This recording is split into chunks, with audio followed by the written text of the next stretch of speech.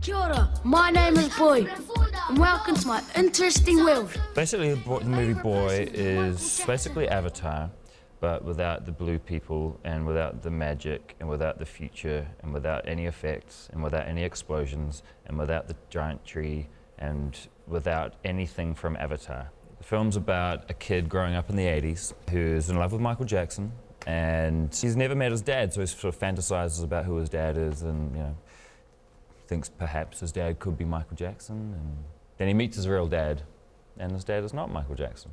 Wanna see some Michael Jackson dance moves?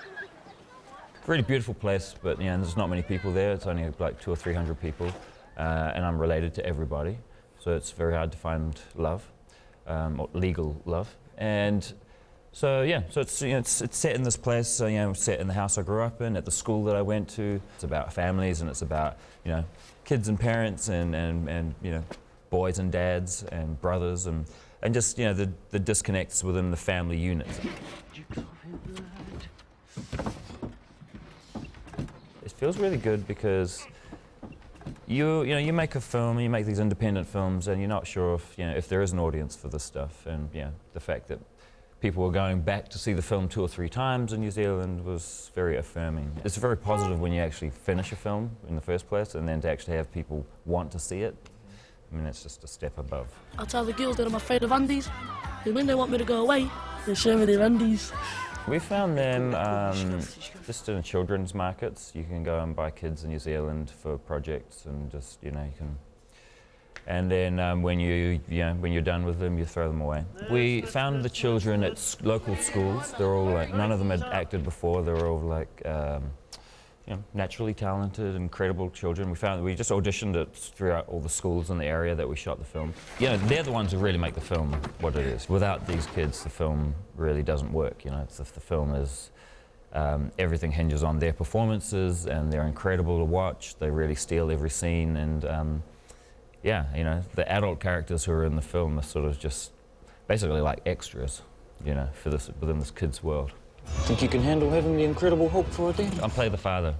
And I thought it was just very important that the father character was just incredibly good looking. And there's no one else in New Zealand who has this going on. Exactly. All of this, and there's sort of this sort of thing here.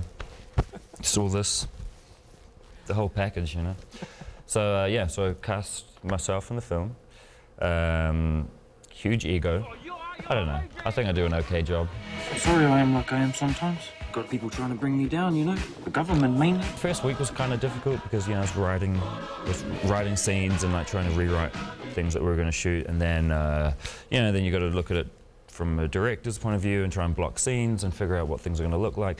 And then you have to be in the scene. And so what happens actually is you relinquish a lot of control, and you give yourself over to the collaborative nature of filmmaking. So you say, okay, the cinematographer knows what he's doing, art department, everyone, they're all professionals, so I'm just going to give the control to them and trust that everything will be as it should. My favourite subjects are art, social studies, and Michael Jackson. He was actually alive when we shot the film. He died just towards the end of the editing, which is a huge shame. Yeah. I think I really would have loved if he had been able to see the film. But some of his family have seen it and they really liked it, and I think it was just important to really celebrate someone who I think for most of the world was a huge hero, especially in the 80s. And he was a huge influence on a lot of people and a lot of us kids growing up then as well. Everyone wanted to be like this guy, and no one could sing or dance like him. I have a 6-year-old brother called Rocky. He's got powers. The next film project I really want to work on is the vampire comedy. Because I think what the world really needs right now is another film about vampires.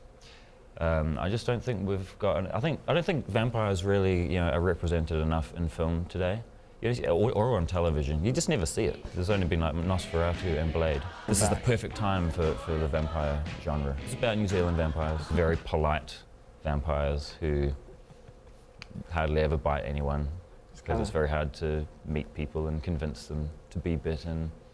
I think New Zealand vampires are just really polite, and they don't dress up. They're not too showy. You got a girlfriend? There's this girl that really likes me a lot, but I don't know if I want to you know, get involved. Well, don't get her pregnant, that's all.